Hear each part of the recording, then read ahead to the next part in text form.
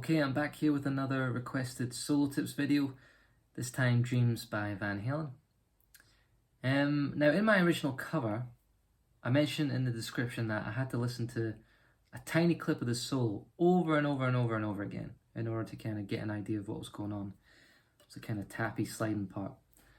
So I like that I've got this opportunity here to maybe explain that part a bit more, along with some other licks as well, because there's a lot of cool techniques in here that you'll actually find on other Eddie solos. So I hope I can help you guys and girls play them and play more Eddie stuff, because that's always fun. So like the other solo tips videos, I'll be referencing my notation on Patreon, and I'll put a link in the description, or you can just try and follow along with the video itself. I'll play at a slow pace and I'll stop to explain what I'm doing. Okay, so here we go.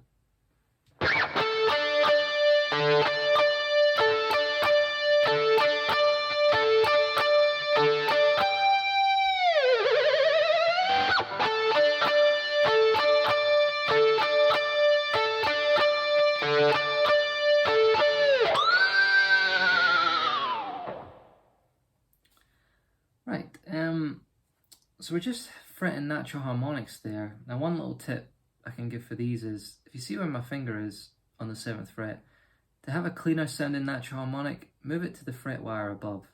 That kind of helps them ring out a bit cleaner. So the first time round in that sequence, we're ending on the 5th of the G.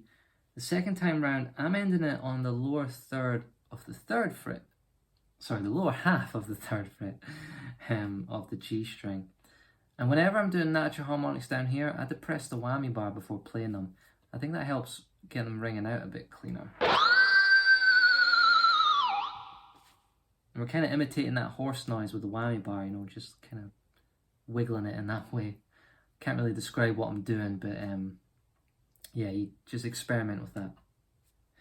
Now, when I made the cover, I don't think I had seen this video that I'm about to mention now, but there's a video of Van Halen behind the scenes on the 5150 tour, and in it, Eddie shows some cool harmonic tricks.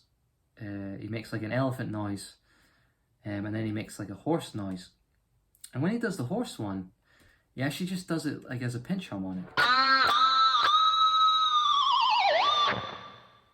So I actually think on that solo on Dreams, he does the pinch harmonic version rather than what I do with the natural harmonic. So if you want to be more like Eddie, do the pinch harmonic there. I mean, you just try and find the note. Something like that. But in my cover, I do the natural harmonic because I thought that was what he did. Okay, so after that we have this little lick.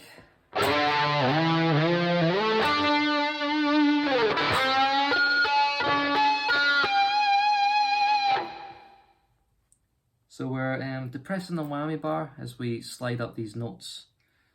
I'm only picking the first one and then the last one, the 12th of the D string. But you're just depressing the whammy bar ever so slightly as you go up. Then afterwards we have these tapped harmonics. Now I have a dedicated video on them, which I'll link, so I won't explain this too much.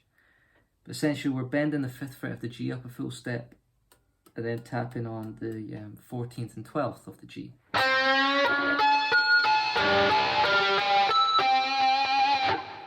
Now it's very easy to kind of make that sound a bit muddy, so be wary of muting the other strings with the flesh of your fretting hand, and making sure that when you're tapping on the frets here, that you're only tapping on that string.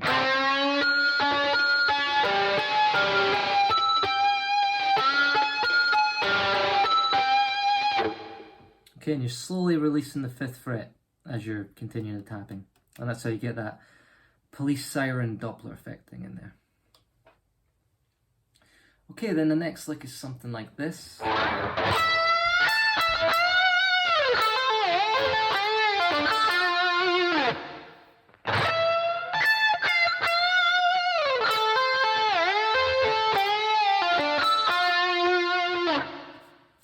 So this little lick here, we're on like the simple kind of pentatonic shape you might be used to. The 10th fret's our home position where our first finger lies. Now you see this a lot, that this type of lick that Eddie does. They're not always exactly like this, but when he always ends it the same. That kind of barred 10th of the B and the G. And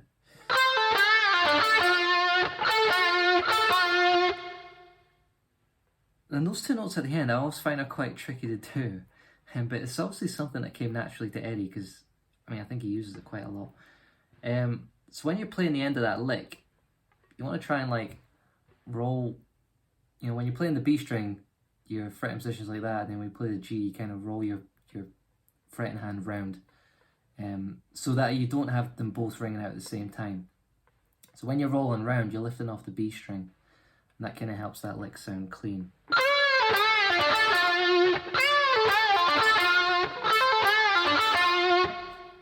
But yeah, and in the middle of that 10, 13,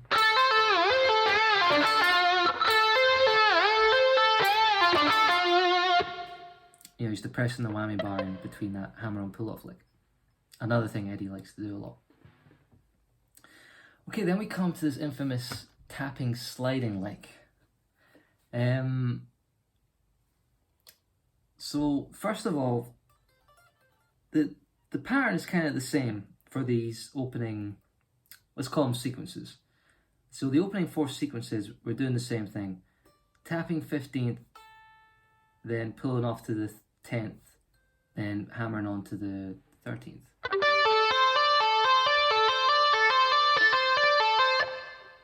So we play that, and then we go up to the E string. So we start on the B string, up to the E string after one go.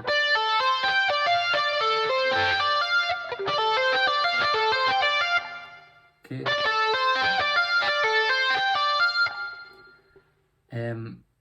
So I think when I was first learning the solo, I just tried to redo that over and over again, get that up to a decent speed. Just those 2 sequences together, And then I tried to integrate the slide. So after we do those 4 sequences, we're ending on the 13th of the high E, and then we're tapping on the 15th of the high E and sliding up. So it's something like...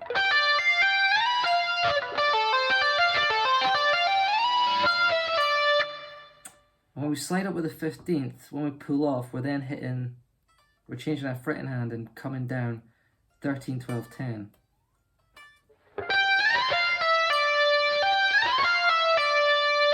Doing that twice. So at the start of the tapping sequence, I'll go up to there again.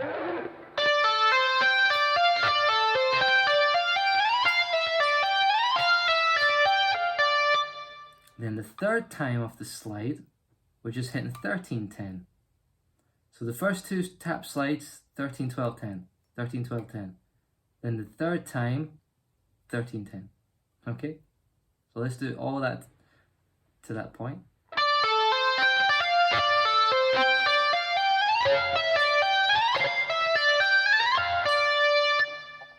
Might sound really horrible slowed down, I think. And then we're doing the same thing on the B string. 15, tap, slide, 13, 10.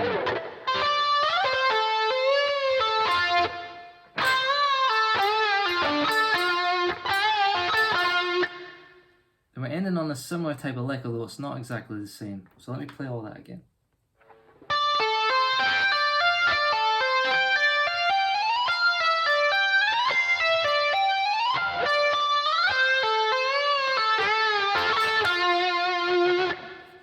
Okay, there's a lot to take in there.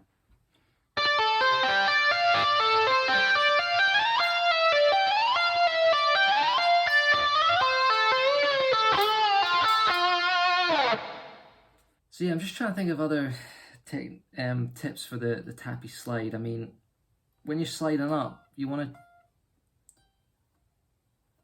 I don't think it's enough to just lift off to play the next part.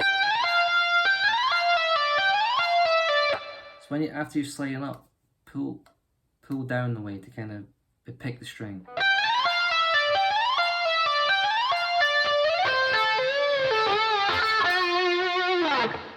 Okay. Then after that, we're ending on this little sequence.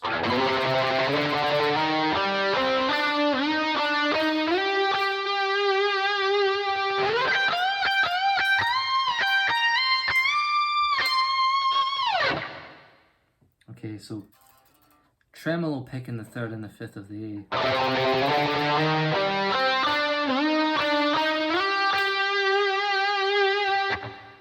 A little whammy bar depressed when we get to that 8th fret.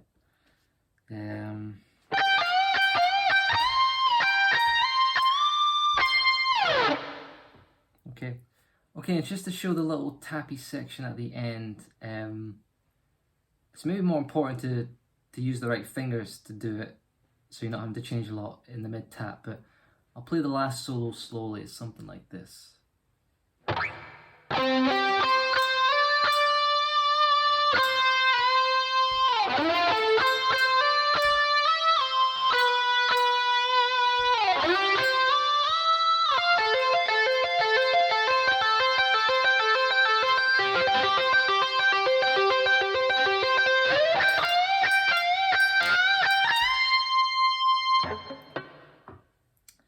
So, same idea with the tap. Where are we starting?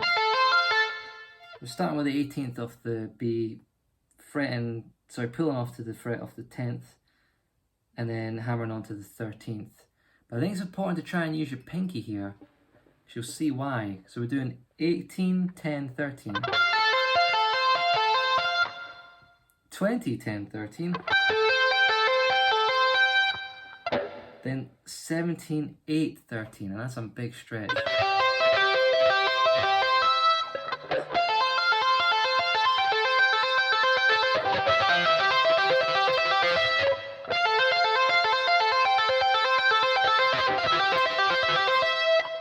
mean, even slow down, I mean, I'm not really sitting in a comfortable position to tap, but even slow down, I'm struggling to get that change pretty quick. But I think it helps if you can kind of use your pinky in there straight away, so that you're just moving down your first finger from the 10th to the 8th. Okay.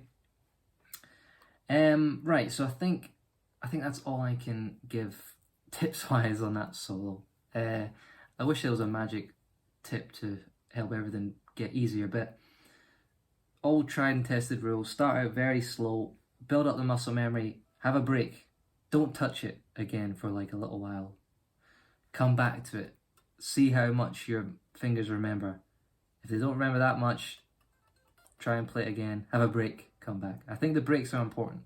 They are for me anyway. But as long as you just give it a go and have fun while you're doing it, when it starts being a bore or it starts being like, yeah, just not good, then stop and have a break. It should be enjoyable, and when it's enjoyable, it helps you play better. Okay. And that's more of a tip in general about guitar playing. So don't worry if it's not coming straight away, just keep at it and enjoy it. Play something else. Play Def Leppard, that's easier. Okay.